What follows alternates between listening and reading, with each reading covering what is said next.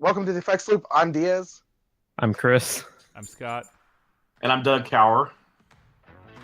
And we are keeping you in the loop of the guitar community.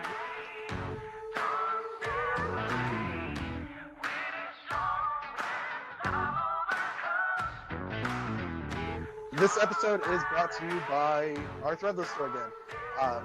You can check it out in the show notes or the description. Go on there, check some stuff out, buy something, represent. Do you work in an office? Buy the coffee mug, because then it's a conversation piece. You get to bring it up with all your coworkers about how there's these random guys you met on the internet who talk about guitars, and you listen to it every week. No, random people you met on the internet is always a good icebreaker. Yeah. Oh no. And if you happen to own a company or something and would like us to put you as a sponsor, hit us up. You can send us an email at theeffectsloop@gmail.com. If there's anyone currently on the episode talking, no, I'm just kidding, Doug. We will talk about you as much as you want us to. Or actually, this podcast owned and paid for by. No, actually, and if you own a company or something and you want to be a guest, you can come on and chat with us. We love having guests on here. Doug is back for week 2. Yes, I am. Chat it up with us. So we can do a what's new section. If anyone got anything new in the past 30 minutes. Chris, do you have anything new? Negative. Except for my dog ringing the bell, so that'll be in there. Pavlog is like salivating somewhere. Yeah, I got a new beer in the last 30 minutes. Did you get something new? Did you buy a podcast? Yeah, well, yeah. I mean, if you want to buy us out, we can talk. Yes, I'm creating my multimedia. I'm quite the mogul. No, nothing new other than a new beer, and I'm having a Sculpin now, so yay for me. Get that product placement for you. Yeah, I need to get something new. I need to buy a volume pedal. I was searching through one. BP Junior. Did I see that speaking of volume pedals, is the guys from Classic Audio, are they shutting down? What? Oh wait, Kurt's shutting down? I thought I read that. I thought they were shutting down, which is a real drag because I really love what they were doing. The guys doing the roller volume pedal, right? Like I'm thinking of the right people. I had one. Yeah. I still have his expression pedal. Yeah, I met him at Summerdam, and I mean I've been following him a long time. I hate being that person that's like I keep meaning to buy one, but I just haven't yet, and which is the reality because I hate hearing that as a business owner. But that's a drag. I think it's a great product. No, it was definitely one of those products that's kind of niche. It's different. I think that's the word I was looking for. It's different than what most people are used to. And I had the Foothills, and I actually liked it. It was really a neat pedal. I got rid of it because I actually got rid of a volume pedal. I haven't had one since. Sure. So that's insane. Well, Doug's. I might be wrong about that, but I thought I remember reading that in the last couple of weeks and it really bummed me out. Well, we might want to look that up because people are going to be all 20 people listening are going to be like, oh my gosh. Yeah, that will be real sad because I liked his stuff a lot, and also just him and his wife are just salted earth people. They're so nice, yeah. And that's, I mean, when you're buying stuff, you're often buying the person as much as anything else, and we'll get into that topic later a little bit more. But I will speak to the quality of his stuff, and I can't find their Facebook page. Yeah, I can't find their Instagram either. Oh my gosh! Well, that's a shame. Sad news brought to you by. Well, like every episode, it seems like we're talking about another company shutting down right now. Yeah. Oh man, that's crazy. I will happily discuss the last 2 years for business, and I'm not surprised that this is happening. It's been very difficult. I feel like one of the big things that I'm sure has been hurting companies is a lot of. I mean, there's always been eBay, but eBay has been a whole world that's been, a lot of people. Some people don't touch it. and then you've got your eBay sellers and all. It's this whole crazy thing. It's almost like the gear page, just with craziness that goes on there. But then you had a website like Reverb that has just skyrocketed and boomed, and I'm sure that has not helped. The ease of being able to do transactions on used gear.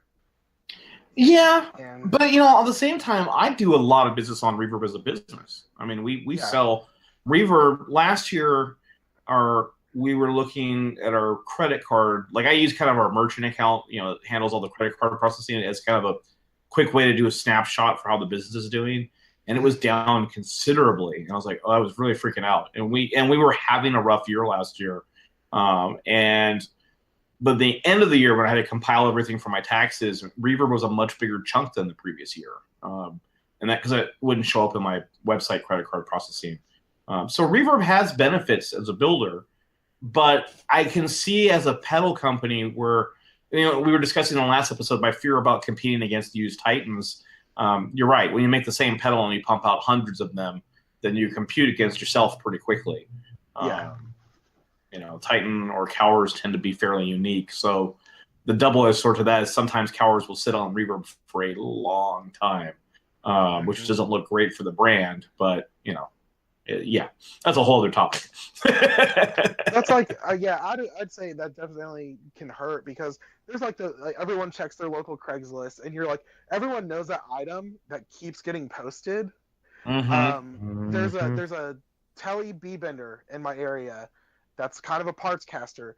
It's $700. I really want to try it out, but I'm sitting here thinking, like, that thing's been on there for months. Do I really want to buy it?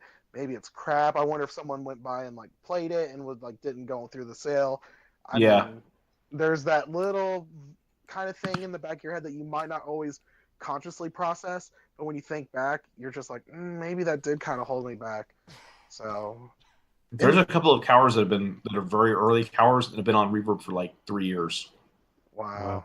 Oh yeah, and they're models we. Both of them. One's a Carina Express, which we only did 3 of, and the other's a Express 3 pickup Express that we did for Nick Greer years ago. And of that series, we only did 5 guitars. They're basically carved top Express models, which we stopped doing after that. The Express became our flat top model after that. But they've been on there years, and they're one is literally Daylight or number 3. The other one is probably number 9. So they're pretty early examples, but they were solid guitars. I'm always shocked when I see Cowers on the Guitar Center used website. Yeah, yeah. I think that's 7 strings on there right now. Yeah. Yeah, I saw the 7 string, but it always makes me go, because I'm sitting here, I'm like, I know how Guitar Center does on buying used gear. It's like, man, I could only imagine how much that they sold that guitar. Yeah, how little they gave you for it. Yeah. Oh my gosh. I don't know, but I think if I was a builder, I'd kind of be like, yeah, at least my crap's in Guitar Center. Yeah. That's some marketing right there. It's on their website somehow. Yeah, you didn't even have to Photoshop that. I don't know, man. Their used side of their website looks like it could use a little Photoshop. It's so bad. I wish they would just use Reverb's storefront for. I don't know why they don't, honestly. Well, it's because it's giving money to Chicago Music Exchange's owner. David. Fair enough. Listen, you could look at me totally derailing the podcast within first 2 minutes. No, dude, well done. This is just how we roll. Listen, if it wasn't you, it would have been me. You're okay. Oh, don't worry. I've created a what's new while we've been talking. So. What did you buy? And that would be my Love Pedal JTM is now in pieces as we've been talking. I think we talked about this a while ago where I was like, all the JTM 45 emulator pedals all kind of are just freaking loud. Yeah. So I'm looking at ways of trying to put a master volume in here. Nice. Oh my gosh. He's over here really trying to mod pedals in the middle of the podcast. Well, the best part is I just pulled this out, and so there's a battery in here. And it's held in place with what looks like, do you remember oxy pads when we were teenagers to get rid of your acne? I think the battery was held in place with an oxy pad. Better than a maxi pad, I guess. Oh. Yeah, that's me. Sorry, I went there again. All right, we're earning our E today. All right. Oh my gosh! All right, so we'll go on to gear news. Dr. No put out a new pedal, and it's a doozy. Oh my gosh, it is interesting. Hold on, I'm gonna pull it up. Scott, you probably looked at it for a little bit. Yeah, it's called the Moon Canyon. I was hoping Doug would do his thing again. Sorry. Moon Canyon. There we go. It is a delay, a reverb, an effects loop, and a drive all in one pretty cool pedal. Really cool looking pedal. Yeah, the artwork on the... I don't know if that's going to be the actual model that comes out. Looks absolutely amazing. And the way it's set up is it's really cool, is whenever you activate something, it lights up part of the moon or to the side of the moon. That's in the middle of it. Is that moon? Sorry, there is a 3D moon in the middle of it. For those of you who are not looking right now. Yeah, you guys have got to go. If we don't put the link to this, it's 429 euros, which is how much, Scott? I don't know. Doug's well, you're the one who's talking about international. 429 euros. It's probably about $500. Okay. Or 510. Yeah. Don't quote me on that exactly. It's in that ballpark. Yeah, that's not a horrible price. I mean, $125. I mean, it's about average for buying a overdrive, reverb, and delay. That's decent quality. Yeah. It's all in one package. So we were talking about Paul earlier. So Sarah Lipstate, who they designed this with, she played a Roni, or has a Roni. She's rad. She's really cool. Good guitar player, really interesting. Yeah, I'd like to hear this one. Yeah, not enough to click on the button to make it play, apparently, but don't do it. It disconnected me from the call earlier. It's doing a lot of the shoegazy ambient stuff. Sure. So, I mean, that's what happens when you have a reverb and a delay and an overdrive. That's how everyone demos everything. But so modern praise and worship. I mean, I don't know. Some of the shoegaze stuff. There's not enough shimmer there to be modern praise and worship. Oh my gosh. This is true too. Actually, that's kind of fallen out of phase at this point. Now it's modulated reverb. Yep.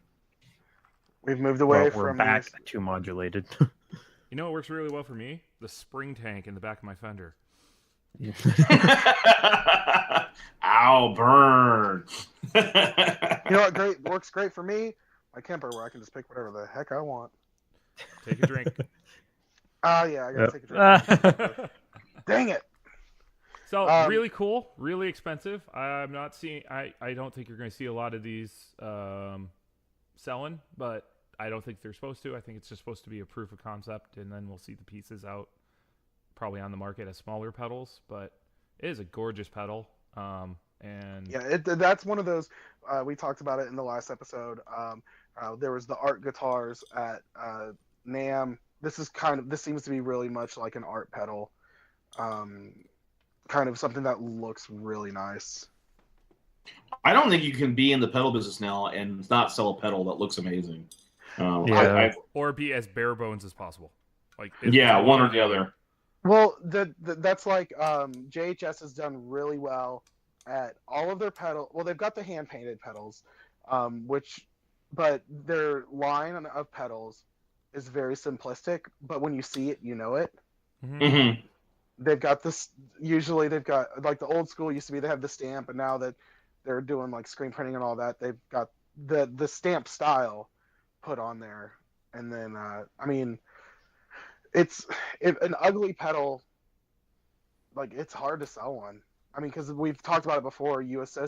Somehow your brain tricks you into, if it looks nice, it sounds nice. If it looks ugly, it sounds ugly. I have bought pedals because I like how they look.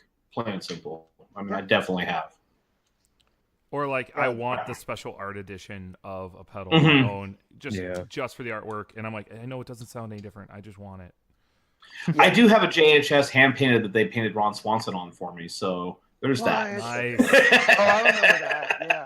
Listen, a prime example of that, someone that not saying they did bad before, but whenever they changed their artwork, it really brought them into a new level, in my opinion, was Wampler. Sure.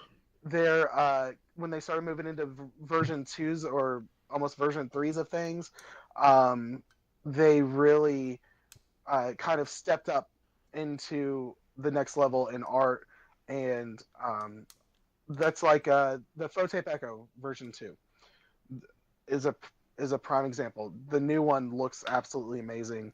I think Jason Wilding does the graphic design, and he really brought them up in the design of it. Because I mean, Wampler old school stuff, or back when he was indie guitars and everything, looked like it was just label maker put on there. And I honestly think some of it was like almost label maker, like some of the old school underdogs that you see and some of the triple Rex. Like it's pretty crazy, but yeah, you definitely, the way things look help sell stuff. Yeah, absolutely. So speaking of the way things look and going simplistic, let's jump to this next thing. We're starting to finally start seeing some of these Summer NAMM announcements early, I guess, but because we're about a month out right now. Basically. Yeah, so we're probably gonna have a few slow news days here for the next week or two. But Grez has announced a new baritone version of their Mendocino. Truth be told, I've never heard of this brand before. Have you? Any of you guys? Nope, but it looks like a Gretsch, and it's almost like very much does. It's a Northern Californian builder, so Doug, that's out in your neck of the woods. Yeah, I'm pretty sure I've either met this guy or I think we've done events together, and I'm drawing a blank, but I'm certain we have. I like it. I think it's drunk and took a throw at him. Yeah, probably. Let's see. Tone woods comprise an old growth redwood top and one piece Honduran mahogany neck and body. So exotic woods. Yeah. So Doug, seeing as you are in this profession, here's my question on a lot of these, like tone woods and words like that. Tell me you're gonna have the thing I was just about to talk about. Yeah, go ahead. Oh, I was gonna ask you how you felt about some of these builders that like throw these exotic woods out at you. Do you feel that they sonically make such a difference that it should be the selling point, or do you think that it's just a little caveat? I do find it's kind of amazing how everyone has I'm sorry, you can't see my air quotes, quote unquote, old growth wood, which seems kind of odd to me because we all buy it from the same place. I mean, occasionally, like with redwood, you can, there are people who do go recycle redwood, and I get that, and stuff. But we were talking about in the last episode where for us, where our customer base is at, it's been a lot of painted stuff, so we just don't do a lot of fancy woods anymore. It's just kind of not my bag personally. Like, I mean, so this Grez is much simpler than like I'm just not into the, like a PRS with a, ooh, look at the all Brazilian rosewood PRS. I'm like, don't care. It's just not my thing. It's bragging rights at that point, isn't it? It kind of is. Well, I have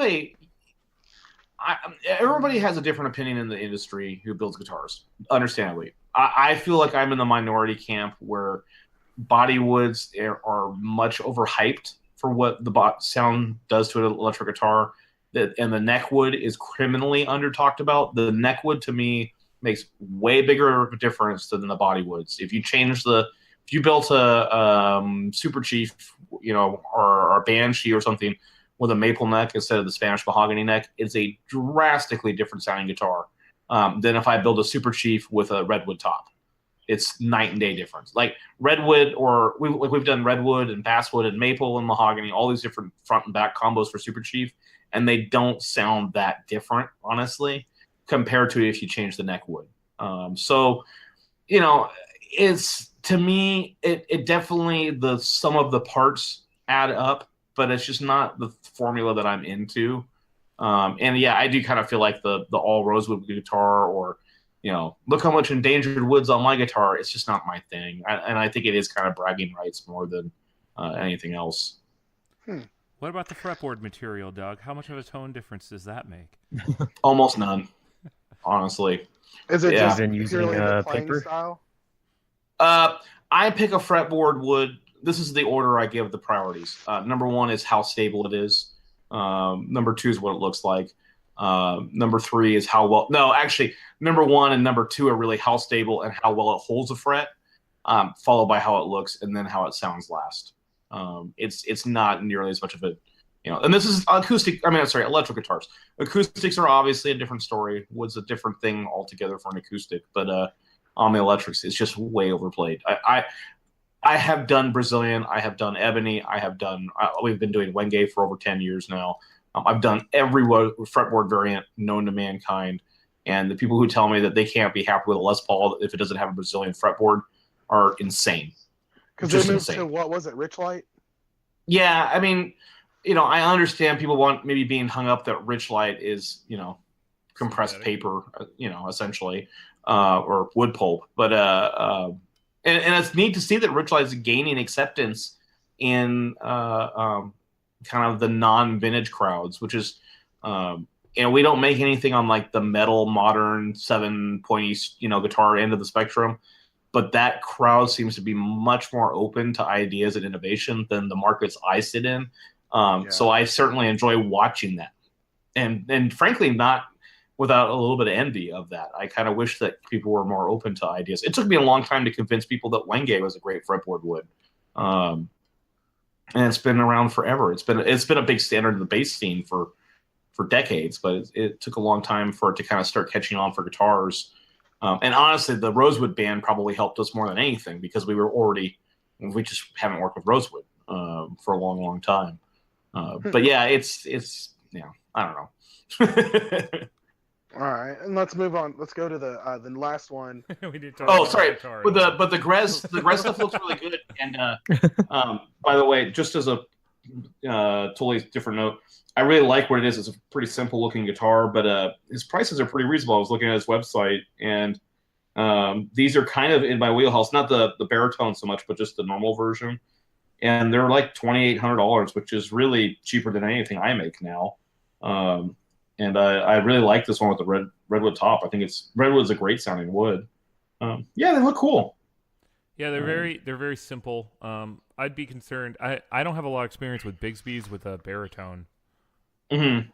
I guess with the extended scale, the tension's not as bad, but I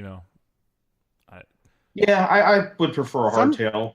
I think sometimes, but with Bigsby's, I prefer higher tension because it feels like it just kind of returns the pitch better. It, yeah. Like it feels like there's more kind of resistance to moving it. If you've got light gauge strings and there's not much tension, then like you feel like you're moving it and it's not doing a whole lot of anything. But I don't know. I'd play a baritone with a Bigsby. Scott Holliday's Banshee baritone's got a Bigsby on it. Seems to be working fine for him. Oh, cool. Yeah. Bigsby's are hit or miss. Yeah, sorry, I didn't mean to throw that down your throat like that. Yeah. Listen, available now at pre-order yours. Half of us is just yelling at each other. That's the show. Basically. And then talking smack about each other in the private group chat. So, well, good. He's good, building friendships. That's great. So I think what we'll do is if we ever start like doing a Patreon or allow people to like support the podcast, we'll like just let them screenshot the group chat once in a while and just share it. Yeah, and be like, this is Diaz and Scott getting into it about something stupid that'll never affect them in real life. Do we actually argue? I don't. No, I think I like to imagine we argue more than we actually do. So we do like to talk crap about each other every once in a while. Let's see. Now can we move on to the next one? Am I good? Yes. Sorry, I didn't. I was pretty sure this last time, so I wanted to make sure. So we're moving on to Hubbard guitar is the world's first invisible guitar and bass wall mount. So if is it really the first though? Hey, would Music Radar lie to us? Yes. So I saw this. I saw this first, I think, in the Guitar Nerds group. I saw it somewhere. I saw it before we brought it in. I think one of the people behind it was like saying like, "Hey, how'd I do this?" and was teasing it. and people were guessing at how this worked because he was just showing the guitar hanging in space. Yeah, I saw that post. I hate whenever it gets like people who like are coming out with a new product or so it's got a Kickstarter when they go on and then I hate when people act like they're not a part of the company. And they're like, "Hey, I saw this," and we're like, "Dude, your when they kind of shill for themselves, yeah, the self shill." And then, or whenever people who own stuff like post it and they like try to be cryptic about it, I'm like, just tell us what you're trying to sell us, dude. Like, stop. I'm about done with the cryptic selling stuff. Sure. I don't want to have to guess what it is. Just tell me what it is, and I'll tell you if I want to buy it. All right. So the hover guitar is a wall hanger. Yeah. Yeah. Where there is literally no visible connection point. It's a magnet. No, it's not actually. No. It looks like it is. It is. What is it works by. They call it their super toaster, but really it's a replacement neck plate for the bolt-on neck. So it really only works with a few guitars right now. It should have been a magnet. It's funny. I thought it was a magnet too, and I'm looking at it now, and it's not. It's almost like a hook and then a raised neck plate.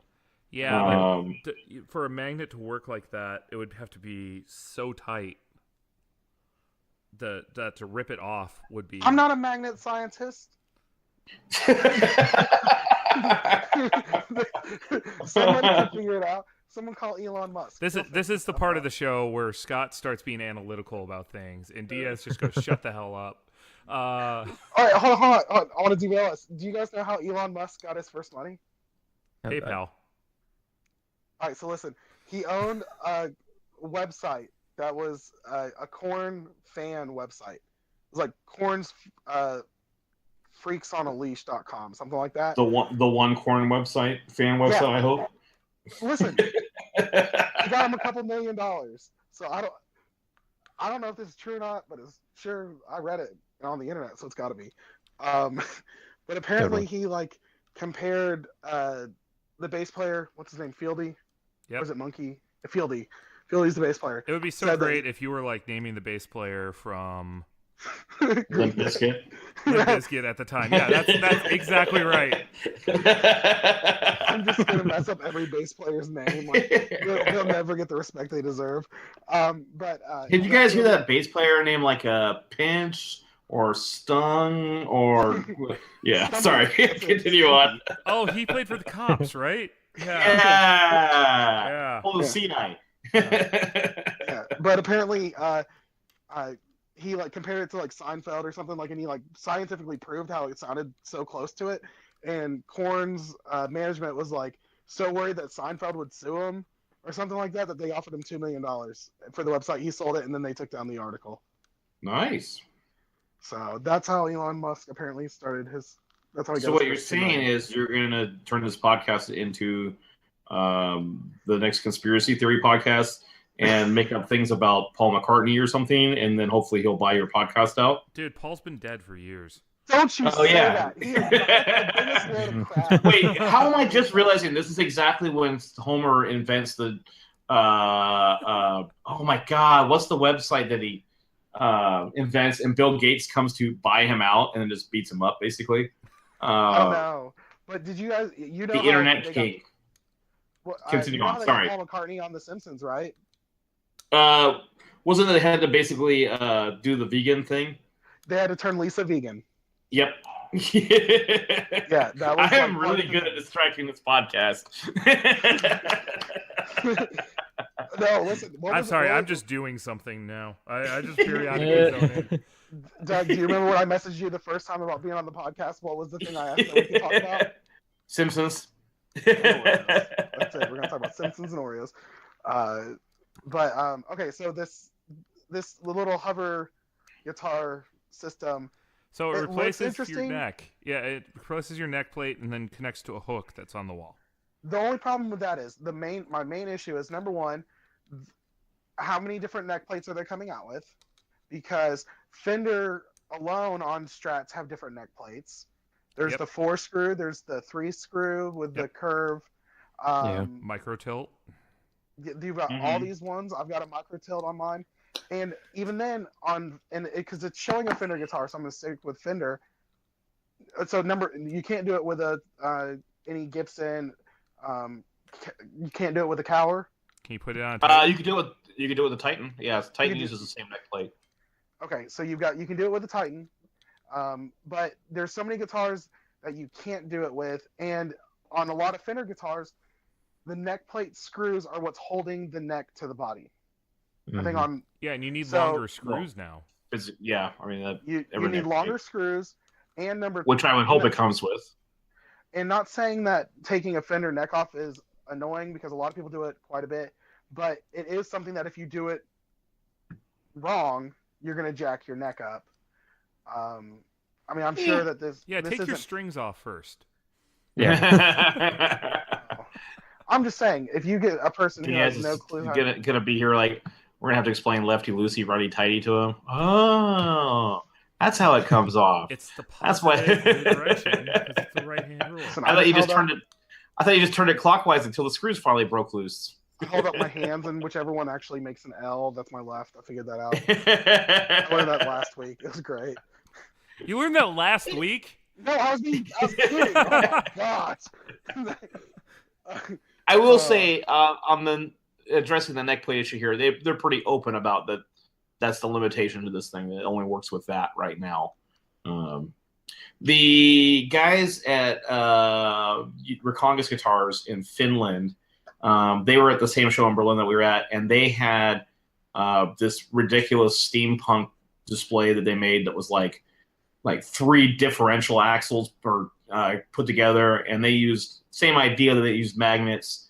They had like neodymium magnets in their thing that were strong enough to hold with the truss rods, like in the middle of the neck, and then like one on the somewhere else. I'm not sure on the body, and then they literally spun these things 360 degrees, so they were half of the rotations away from the stand, and it worked. It was kind of scary. I do not want to trust that. Yeah, the hook idea seems a little safer until somebody just uses drywall mollies to mount it, which will be their own fault. Don't anchor your stuff into drywall. Find the stud. Yes. Or you could buy a product from a local possible podcast host. That would mean you don't have to put anything on the wall. You could buy a DRS. Or a podcast sponsor. Yeah, there you go. He's like, did Doug just sponsor our podcast, guys? You heard it first. We'll see. I'll take 2 stands in that case. Yeah, that's it. Oh my gosh. Yeah. We'll see. So the great question I have for everybody here is this worth the 36 euros? I would rather go buy a Hercules hanger because those are what I've been using for years. I just love that all pricing the last 2 weeks has been in euros this entire time. All right, $20 I don't know how I did this. $20 American, I'd try one. That's still a lot of money, man. No, I think for $20, I mean, think about it. You buying a new neck plate is kind of expensive as it is. Oh, it's not. Neck plates are cheap. Like $4. Yeah. No, they're not. Yeah, they are. Buying in bulk, maybe. No. Okay. Yeah, you might be right. Sorry. Carry on. I bought one recently. Hang on. I'm going into Amazon and seeing how much I paid for a genuine Fender one. Okay. $20. I say $20. No, I don't think you pay that much. I did not pay I think that my much base neck plate was like 7 at the most. Oh gosh, yeah, I made this order a while ago. Okay, whatever. I don't care. I have no idea how money works. But okay, I'm looking at this though. The one thing I could see that would be, and without seeing it, I kind of feel like you would spend a bunch of time trying to get this thing lined up on the hook correctly to get it on the wall, and possibly either scratching the wall up or the back of your guitar, maybe. Right because it's kind of right there. Right at the top of your headstock, you'd have a little spot where paint keeps rubbing, like white paint. Yeah. It needs a rub plate for sure. Like that will get worn down. Yeah. Yeah. Especially that's a neat idea though. Fine, $10. I'm like bidding with them, and they're not even here. I'll give you $5. Just like Doug gets to deal with whenever every we minute. We're gonna segue into it. All right, so I guess I'll kind of explain the topic because I kind of came up with it. Let's see. Dang it, Scott. 1079 Fender F neck plate. Okay. Suck it.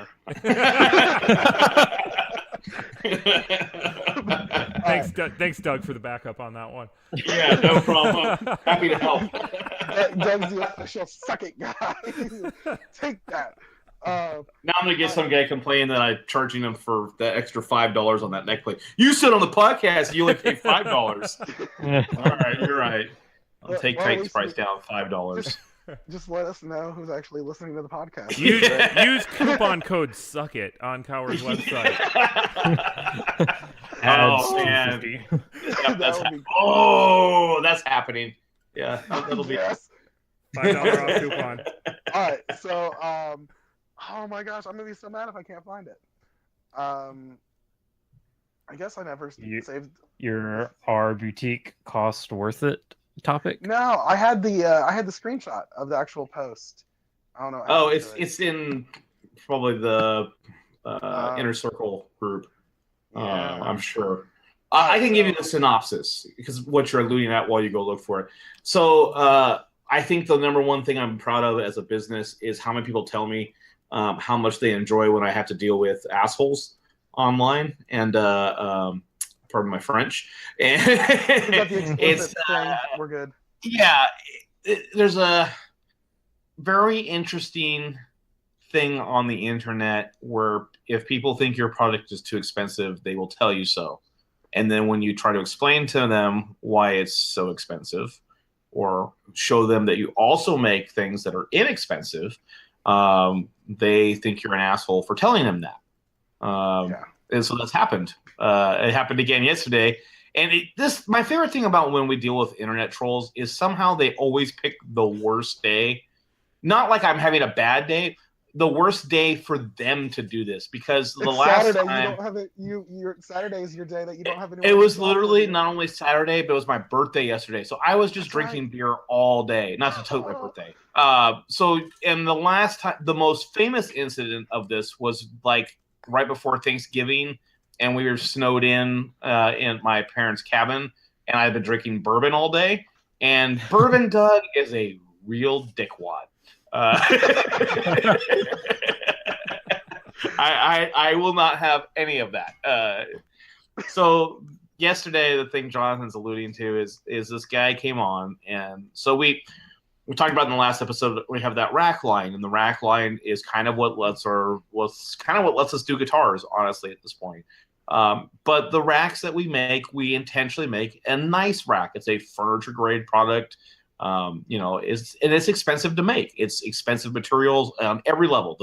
The bamboo is expensive. The specific materials we use for all the contact surfaces we had to thoroughly test, and some of them we had to work with the manufacturers to make sure that they wouldn't react with nitro. And we've had pre-war Martins on these things, and it's a thoroughly thought out product. And even things like the packaging is expensive. Like it just goes on and on. So they're not cheap, but they're not the most expensive option out there. And this guy gets on our page and throws a hiss fit that this rack was $720 for the full. I've got the thing right here. Okay, good. If you want to read it, you're welcome to. I'm not going to read the whole thing because I went on a tirade. Is also very long-winded. All right, so Cody Jones Music. I'm going to say the name because you showed your butt and you deserve to be known for it. But $749 for a guitar stand. Makes perfect sense. Then the little emoji with the guy scratching his chin. But the best part of all of this is because Doug did the screenshot, there's a little heart that's lit up next to it where Doug liked the comment. I don't think anyone else caught that, but I just saw it and it made me happy. Yeah, I did Doug like the comment. Doug put, "We don't control the price of materials." All right, that was a very short response. I like it. It's true. And then the retort from Cody Jones was, Come on now, in a day and age where professional musicians are making less money than ever due to loss of revenue through digital, 360 deals, etc., you make $5,000 guitars and $1,000 guitar stands. I appreciate the hustle, but your price point isn't a reality for the majority of working musicians I interact with on a daily basis in LA. All right, so I want to say something because, well, number one, Tower guitars are not guitars that are made for everyday guitar players. They're not. That's not the spectrum that price point is in.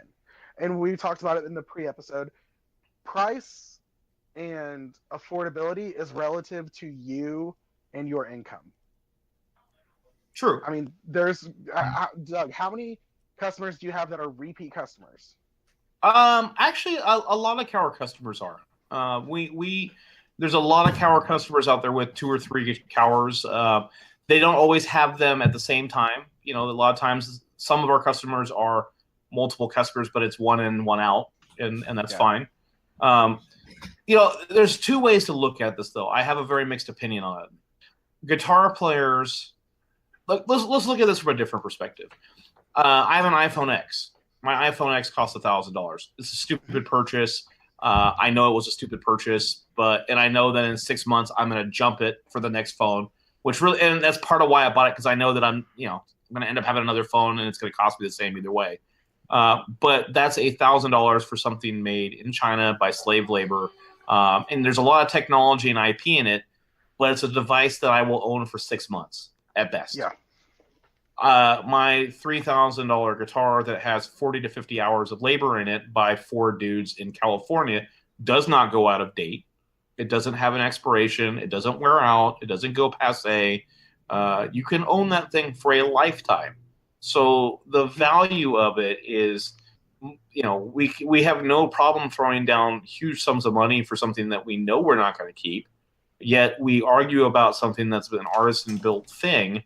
That frankly, guitars are like criminally underpriced anyway, in my opinion. Anybody who's built them quickly realizes that guitars are difficult, complicated things to make. I mean, they're not an iPhone in complexity of design by any stretch. Don't get me wrong, but they're not something that you just slap 3 pieces of wood together and a guitar comes out the other end. They have time invested, and the fact that you can buy so many guitars for under $1,000 that are now pretty good guitars is mind-boggling. And really Gibson, as much as I hate Gibson, they're the biggest brunt of this. It's exactly the same thing that happened here. People always go, Gibson's overpriced. And then they point to like a, Tom Murphy aged historic custom shop Les Paul at $7,000. I'm like, yeah, it's kind of overpriced. And then they go, the company's out of touch with reality, ignoring the fact that Gibson also has a $999 studio Les Paul. That's pretty good for the money that's made in Nashville. I mean, I got my Gibson Firebird for like $1,300. Yeah, so it's not fair. And the same thing that Cody did to me, you make $5,000 guitars. I make the occasional $5,000 guitar. It's not representative of what we make on a daily basis. And then when I show him that, and I said, yeah, but we also make Titan at $1,300. So, you're out of touch with working musicians. I'm like, no, we're not. I want a 911 Turbo. You need a better musician. Yeah, well, I want a Porsche, and because why not? Everybody wants some fancy. Well, it's one of those things. Everybody's got that thing they're into it. I could probably go out. Actually, I know I could go out and buy a Cayman right now if the money's not an object for a Cayman. The car I'm driving right now costs the same amount of money. But that doesn't stop me from really wanting a 911 Turbo GT3 RS, where it's almost the same, half the price of my house. And I know I'm never going to afford that, but I'm not upset at Porsche for making that. I'm a prime example of Doug. I love your work. I appreciate that. From you. I've never bought anything from you, and that's because at the current time, it's out of my price point for the most part. I'm out of my own price point. I can't afford my stuff. Yeah, but I'm not going to go on there and like try to price shame you I mean, we live in a day and age where people just need to shut up and keep moving. I mean, anybody who complains about prices on the market right now has clearly never tried to buy a cello. Oh God, yeah, or a good violin or any. A lot of these classical instruments and those are professional musicians that use those too for the most part. Mm-hmm. Half the time they're borrowing them too. Like anyone who think about like the prime example is like how expensive Stradivariuses are. Yeah, just like millions and millions of dollars a guitar for violins, and like anyone who's playing with them, they don't own them.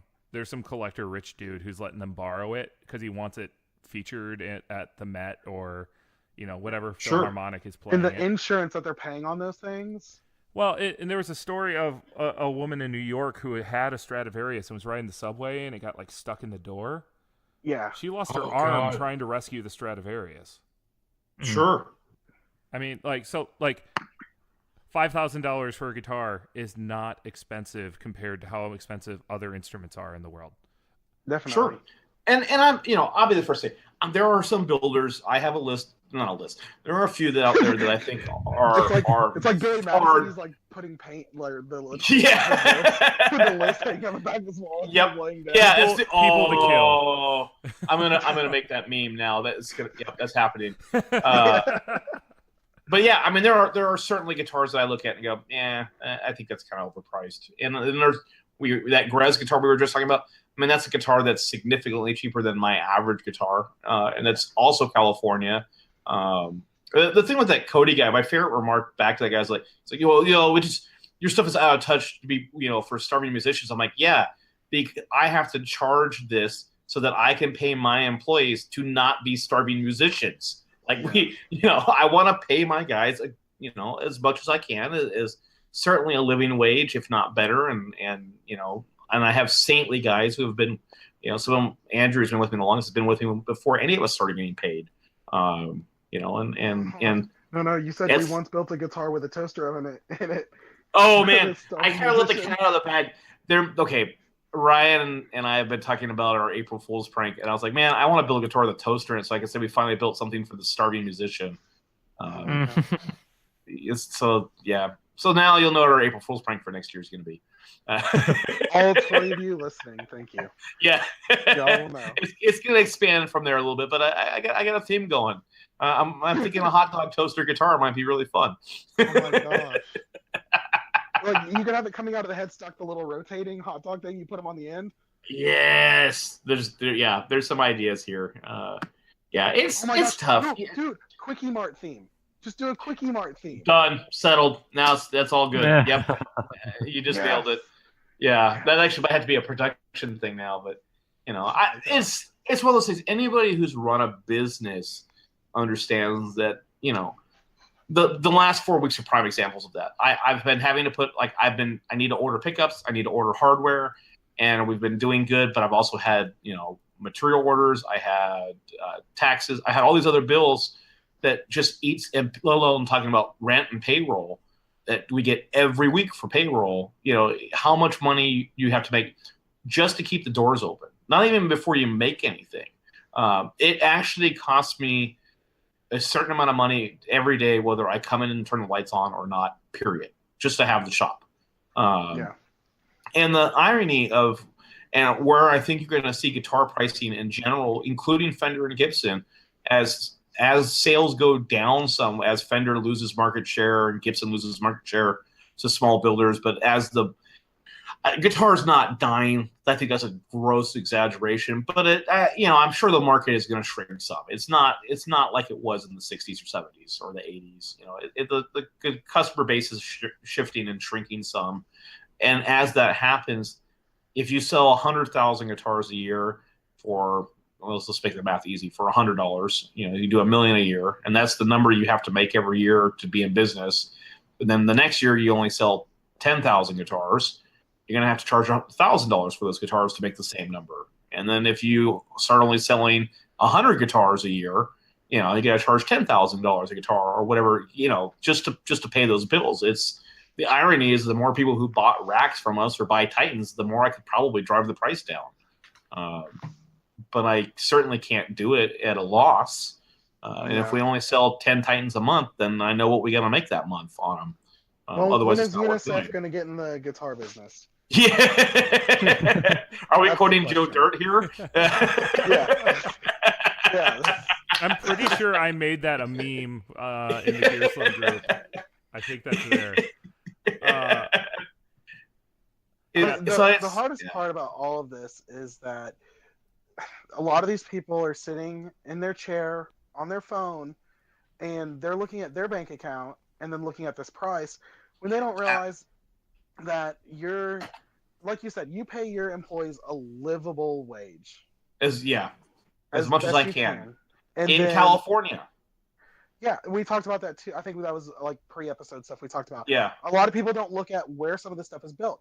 The cost of living in California versus Tennessee, where I'm in East Tennessee, which has a very low cost of living. I rent a 4-bedroom house with a basement and a garage. It's an older house, but I pay $7.95 a month. Good. See, look, right there, that's a prime example. I have a 1-bedroom apartment with a parking spot that costs over twice that. Yeah. Okay. My mortgage is 3 times yours. Yeah. Your rent, John. Yeah. It's all relative. Yeah. And I mean, where you live, where you're based, what you're, and you can't sit there and. Number one, it's not your damn business in the first place. Like literally, it's not. So you can't sit there and tell people what they should be charging and what it's worth. I mean, we've talked about what things that if it was in this price range, I'd be interested in it. Yeah. But if it's not in that price range, I'm not interested, and I just go about my business. I might talk about it on a podcast, but I'm not going to sit there and try to blast the company. I mean, number one, the ironic thing of your DRS, the 750. Yep. It's the high. Oh man, I don't even want to explain to them that you can look. I've had customers who've bought 5 full racks. I mean, it's like $3,000 in racks. Yeah. And when I said this about the pre-war Martins, I literally had a guy call me one day. He's like, "Hey, would you give me a deal if I bought? I need 3 full stacks and 1 more Alpha 7." I'm like, "Yeah." He's like, "Yeah, I've got a room that all my pre-war Martins are in, and they're all on crappy stands that I spent $100,000 building this room that's all temperature controlled and humidity controlled. This is a really great product. I'm really excited about it." And I was like, so basically you've probably got $1 million in guitars sitting in there, and just the, just the on personal installation. I should have. I was terrified about that because we had tested the materials as much as we humanly could, but I don't have a pre-war Martin. And I was like, oh God, I hope nothing happens. Yeah. And even then, you offer those guitar racks we talked about. They're on American Musical and Z-Zounds, and they have payment plans. That's how I got my Gibson Firebird. Sure, was through that. That's the only way I could afford it and be able to get a guitar that I wanted. I mean, you offer the racks on that. I mean, you don't have anything on Titan or Tower, but you also have a deposit system. Yeah. With these guitars, I've seen you out in the open. And we if somebody wants to finance a custom cover build for a firm, we make listings for people all the time that are specific for them, and they do their custom order that way. And the ironic thing is, if the guy had not been a jerk and just said, "Oh man, I really wish I could afford one of these. Let me know if you ever get a scratching dent." I have this stuff all the time. I would have made him a great deal on one to help him out. Or to anybody. I'm literally on Instagram the day before. I'm like, "Hey, the ones we took all these photos of, it's all once assembled. We'll sell it for a discount. Just let us know." And I'm always trying to do that kind of stuff for people. It's just annoying when people always go right to the most expensive thing we make and call us assholes for it. And I'm like, but we're not. We're nice guys. So yeah, that thread was quite entertaining because I did enjoy giving that guy some rope. And then eventually it just became, I was like, so basically your summary is the mean guys being mean to me. And that's when I was like, all right, I've had enough of this. I think I contributed to that conversation another point that I think is worth talking a little bit. Like you guys were talking about how easy it is to finance or break it into payments. So suddenly that big price tag doesn't seem so big anymore. Mm-hmm. And then how often you see these people complaining about how expensive guitars are, and they'll show a pedal board and they've got the Strifecta on it, and they've got this, and Yep. they've got that. And I'm like, you spent that much on your pedal board, but you did it piecemeal, so you just don't think it's worth as much. Yeah. There's definitely that. I definitely find, as an observer of this, and especially in the business, the gear page is a prime example of this. There are guitar people, there are amp guys, and there are pedal guys, and then there's a very small selection that kind of floats in between. Like, there are a lot of guys playing $10,000 guitars into a, Blues Junior. You're like, okay. And in the same boat, there are guys with multiple $1,000 pedal boards playing a Squire through it, into a whatever. And then there's a few that, have kind of everything going, but there are definitely those camps, and the pedals definitely are easy to bite off at $200 at a time. But then there's all of a sudden you've got a $3,000 or $4,000 pedal board. Well, that comes down to some people just aren't good at managing money, like myself. They can't put money away and not touch it. Like, I get my mom's favorite saying was, "It's burning a hole in your pocket." Yep. That's how you get. And I mean, it's the problem. It's tough. Diaz, what if I told you that you could get a series of envelopes, and that every month? No. Listen here, Dave Ramsey. We had, we were talking about the classic audio thing, and we definitely felt last year a big shift in the business. 2016 was our best year. 2016 was so gangbusters that we had almost 0 custom orders the entire year. We had the biggest year we'd ever had, and we were selling guitars literally either before they would get to the website as completed guitars. Like, we would Instagram it, like, hey, this is going to go on the website next couple of days. It would be gone before I even could get on there. We were also selling guitars a lot of times in that first off the CNC picture. And then it completely shifted in 2017, where it was the exact opposite. We sold almost no inventory. And everything that we sold that year was a custom order, because it's split into 4 payments over 6 or 7 months. And there's no interest on the customers. It's just, this is the way we keep everybody honest. We get 25% up front, and then we get 20. There's like 3 more milestones along the way where we take another payment draw, and everybody's happy. And so that's a big chunk of it is, and I have my own theories for part of why that shifted, but that's a whole other thing. That's something we do offer, and smart people take advantage of that from us. Yeah. I certainly love it when we sell inventory. I mean, I love making $3,500 in one shot, but I also like having customer orders, knowing that, hey, this week if we get these 3 guitars to their next milestone, that's $3,000 collectively, or $2,500 or something. So it's some money that I can kind of count on week to week. Which is nice, or at least month to month. But yeah, we just, I always like to say it like this: if you think being a starving musician is bad, try being in the business of selling things to starving musicians. I'm below your totem pole. That should be like a t-shirt that you wear just every day. Oh man, it's completely the truth. It's such a, it's a, the other side of the coin, like I said, about when people pick these, and I'm certain that Diaz is going to want to talk about this guy next, but we don't make enough money to be treated poorly. Like, if you want to be a jerk to me and you're paying me a lot of money, you can be a jerk to me. But if you're going to be a jerk and I'm kind of like living on $100 in the bank account, like I kind of was probably yesterday, you're going to kind of get some pushback from me. Yeah. The all-time favorite, I think everybody's favorite on here. Would you like to talk about Mr. TLB? The good old TLB. So there is an artist who. I don't know if you can see those air quotes. I'm assuming they were air quotes for that too. He follows our Instagram, guys, so be careful. He does. All right, if he listens to this, then he can come in the group and say something. I invite you to openly. So, funny story. There was someone who was talking about the episodes and how the first episode I was kind of conservative about saying stuff, and then finally by the third one, I just finally would say how I felt, because you know what? Honestly, this is the way I feel about it. I've got the podcast, and if you're listening to it, I'm winning. So, okie dokie. Terry Lee Bolton was Doug and I kind of bonded over the kind of insanity amusement. Yeah. I think amusement is the best word. So Terry Lee Bolton is this guy in Nashville. I hadn't heard of him, but the day we pulled the curtain back on Titan, this is right before Thanksgiving. This is when this is the bourbon day. Bourbon Doug. And we have a pretty strict policy because I get literally every 10 minutes, I get an email or Instagram.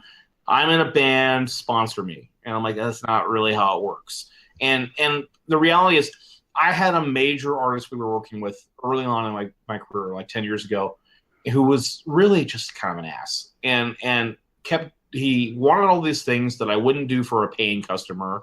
And, wanted it under an impossible timeline, didn't want to pay any money for it. And eventually I was like, this is stupid. Why am I doing this?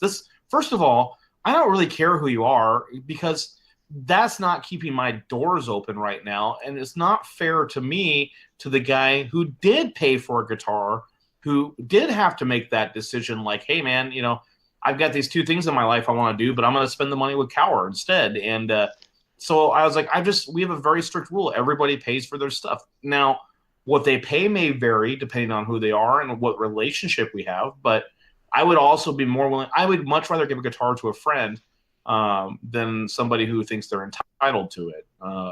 And that's been our overarching philosophy, like our friend that lost their stuff in the hurricane. And so we pull the curtain back on Titan, and the comments are really great. Everybody's really excited about it. I'm like, it's a $1,300 American-made guitar. How can you go wrong? And this guy, Terry Lee Bolton, gets on there and he goes, you should give me one, full endorsement only. And I was like, hey, and I explained to him, I was like, hey, man, that's just not what we do. You're more than welcome to buy one. And if it's a good relationship, maybe we'll talk about more, something in the future. And then he comments back immediately, full endorsement only, all capitals. And before I could reply, he then linked me to his album, and his website is like, oh my god, his website is an insult to GeoCities. It's bad. That's not necessarily how you grade somebody, but it's really it is like Homer's website when he just takes all the animations and sound effects from all the other websites and sticks it on his. That's kind of TLB's website. The only person who can pull off a website like that is Analog Man, because their website hasn't been updated in forever. Oh yeah. But that's because they're busy making King of Tones, so we accept it. Exactly. So before I can reply, he links us to his album, and his album is entitled "You Can't Have This" by Terry Lee Bolton. And at this point, I'm a big fan of Don't Let That Fool You. Full bore. And I'm like, this is just too good an opportunity. So immediately I reply with, well, I guess You Can't Have This by Titan Guitars. And it went crazy. It went berserk. It was like 11 in the morning, which probably says more about me and my bourbon state than what it should. But I was on vacation. I'll leave it at that. And so this kind of goes on all day. He keeps saying things, and he just lobs them over the plate for the perfect return, swing. Like, I can't help it. At this point, I just can't control myself. And then it got it got on the Instagram and on Facebook, and people started going to his account, like customers and followers of ours, and spamming his account, and Photoshop memes started happening. Because there's a lot to work with him. There's a lot of low-hanging fruit that you can pull from. And my favorite was the Step Brothers meme, the movie poster from Step Brothers with John C. Reilly and Will Ferrell, and it's Terry Lee Bolton and Michael Bolton instead. that was one of my favorites. It was so good. But by the end of the day, a few people were like, I can't believe you would do this. That's really unprofessional of you guys. I'm like, I didn't do anything. I gave this guy an opportunity to understand that he could become someone we could work with, but I'm not going to give it to him because he's entitled to it or thinks he is. It's not fair to everybody else who pays for our guitars.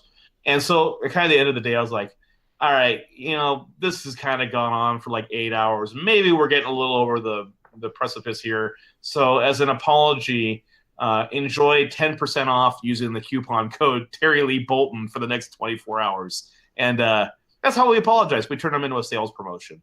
It was maybe the highlight of Cower Guitars trolling history. I really, really thoroughly enjoyed it. Yeah, if you guys are not following Cower Guitars, you have to. or Terry Lee Bolton's Instagram. Yeah, there's a lot of that too. Yeah, follow Terry Lee Bolton. Mark Swartz, who a lot of us met last year at Summer NAMM, he's become a huge fan of Terry Lee Bolton. It's been a great thing. I believe we were listening to his album in my car one day when we were down there. After we went to pharmacy. Yeah. We were. Oh man, a buddy of mine that I occasionally get to go out and play guitar with. We were talking about TLB, and I showed him something on my phone, and he's like, "Oh, let me see." And then he set my phone up so that when I got in my car and it reconnected to the Bluetooth, that was literally came blasting out of the stereo for me. And I was like, that was some pretty upper level trolling. I was really impressed by that. Well, move. Hey, you just gave him a 50-cent boost or 50% boost in his listening, so yeah, he's gonna be like, for some reason, I don't know what day it's gonna be. But it's gonna be toward the second or like the first Wednesday in June. Nice little sales for a website traffic spike. Yep. Yeah, he's like, what just happened? So, it was pretty. The funniest thing is I started getting emails throughout the day from other industry friends who had run. I had no idea. He was an industry legend for people who have run-ins with this guy. Premier Guitar. Yeah, Guitar Story was great. Yeah, and I don't want to necessarily dive into that one because it's a little bit in confidence, but yeah, but to tell on that one. Yeah, this is a pretty epic story, and he's an entertaining human being. I'll leave it at that. So I think we're going to kind of wrap it up with that. So once again, thank you, Doug, for being on. Thank you, guys. Thank you so much for being on. Hey, Doug. One last shameless plug. Where can people find your stuff? What of the 13 different ways to communicate with you? Or So there's 3 websites. There's Cower Guitars, Kauer. By the way, I'm pretty sure I started a guitar business just to force people to learn how to spell my last name correctly. So there's that. TitanGuitars.com has its own website. Cower and Titan both also have their own Instagram accounts at Cower Guitars, at Titan Guitars. And then DRSRacks.com is the rack website. It's just the website. We just talk about the racks on the Cower Instagram page from time to time because it's the same product over and over. It's not really that exciting to have its own Instagram account.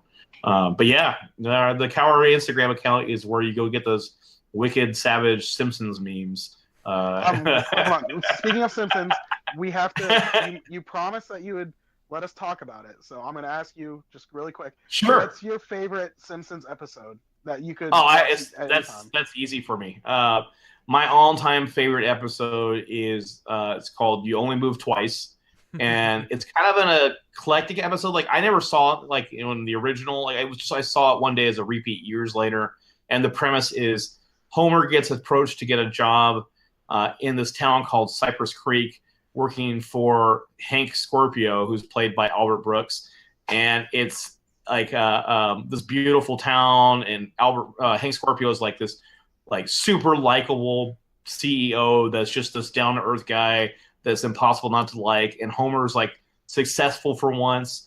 And then in the background of the entire episode, you find out that Hank Scorpio is actually a supervillain, and there's this entire James Bond style movie plot throughout the entire background of the episode with Scorpio trying to take over the world, and Homer comes home and they ask him how it works. He's like, "Oh, I'm way ahead of the germ warfare and weather control divisions," and it's just this amazingly perfect episode. And Hank Scorpio is a likable supervillain, which is a likable supervillain CEO. And since technically I am CEO of Cower Guitars, he's kind of my spirit animal, which is why my license plate is Mr. Globex, because Globex is the company that Homer works for, that Scorpio owns. And my project car plate is H Scorpio, and my daily driver is Mr. Globex, which gets a lot of odd. I have to explain this episode a lot to people now who see my car, but it's an amazing episode. It's like season 12 or 13. It's kind of right at the end there. Yeah, it's right near the tail end of when it was still good, and it's so good. The entire episode is, every line is quotable. It's that funny. So yeah, that's why he comes up to Homer's like getting coffee, and he's like, "Hey, do you have any sugar?" And he just like Hank Scorpio reaches into his pockets and just pulls out sugar. Pulls sugar out. Yeah, it's like, here you go. Sorry, they're not in packets. Yeah.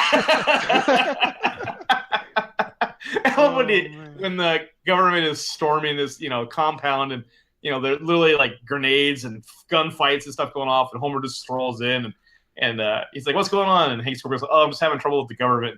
Homer without a beat's like, "Oh, the government's always trying to keep business, small businesses down." And well, it's like literally like a laser death ray in the background, and oh man, the best part though of that episode is when they're torturing James Bond. Sorry, not Bond. Bond, and Bond escapes, and Homer tackles him. Because Homer's like literally just standing by the coffee machine when he runs by. Homer tackles him, and then like they just kill James Bond immediately. Like they don't no more chances for him to escape. They just shoot him right there, and then like which would be the end of every James Bond movie in real life, like in the first 3 minutes. So yeah, it's perfect. Awesome. Okay, and then the last question: Oreos. Besides the classic, what's your favorite Oreo? Okay, so I have the customer that I sent that guitar to must live in the Oreo test market, because it's become this running thing about maybe twice a year he sends us a box of like insane flavored Oreos. It's pretty hard to beat like just a classic or a double stuffed Oreo. Of the esoterics, probably peanut butter, or the surprise winner for this batch was kettle corn, which sounds disgusting as an Oreo, but it's actually pretty amazing. That one's really good. Birthday cake's good. Red Velvet's really good. There's a lot of good Oreos. But classic plain old Oreo is pretty hard to beat. Very nice. I've been living under a rock. Man, there's all these types of Oreos. They're not there's where we are. And jelly one. I knew there was a mint one. Oh, dude, peanut butter and jelly is really good. There's a Dunkin' Donuts one, but there's also a jelly-filled donut Oreo that is pretty freaking bomb, dude. It's legit. Like, dude, I'm salivating. Like my fat guy. I'm like, oh, I've never seen any of these in our store. Like, literally, they all come from our buddy Pat. And I don't know what it is about where he lives, if he's in the diabetes capital of the world, but he must be, because it's, yeah. He lives on from Brimley Boulevard. He's like, yeah. Yep. All right, guys. Well, once again, thank you, Doug. We are going to be wrapping up. So for the effects loop, I'm Diaz. I'm Chris. I'm Scott. And I'm Doug Howard. Thank you guys so much. All right. See you guys. Have a good one.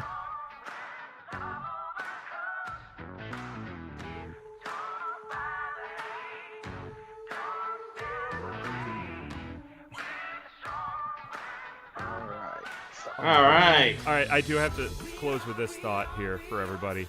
My favorite Simpsons episode is the softball team. Oh my God! Where I'm not lying about this. Literally, it's my birthday gift yesterday. Teresa got me tickets to River Cats, which is our local team, and she literally took all the screen grabs from that episode and then wrote the lyrics out on my card. I've been singing the song for 2 days now. It's such a great episode. Damn it, Madden. Shave those sideburns. It's so good.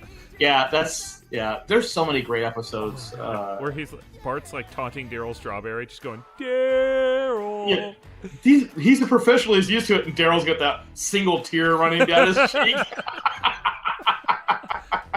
It's so good. Who's the one guy who just keeps sucking up to Mr. Burns, where he's like, no hustle either, Skip? It's Strawberry, yeah. Strawberry's the ass kisser of the group. Oh, man. So good. Who is it? The one that just wants to work in the power plant and ends up getting radiation poisoning within the first day. Oh, yeah. Yeah, that's a great episode. I can talk Simpsons. The funny thing is we probably quote South Park in the shop a little bit more than we do Simpsons because my guys are younger, but we've become so known for our Simpsons jokes on Instagram like it's become a whole thing for us now. Well, like Guitar Nerds keeps bringing up the Canyon Arrow like every other episode.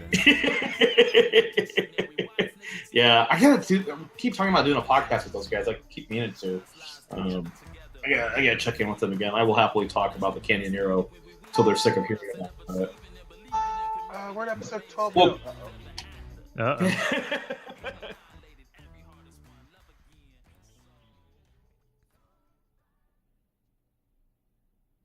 yeah, I gotta get to a barbecue.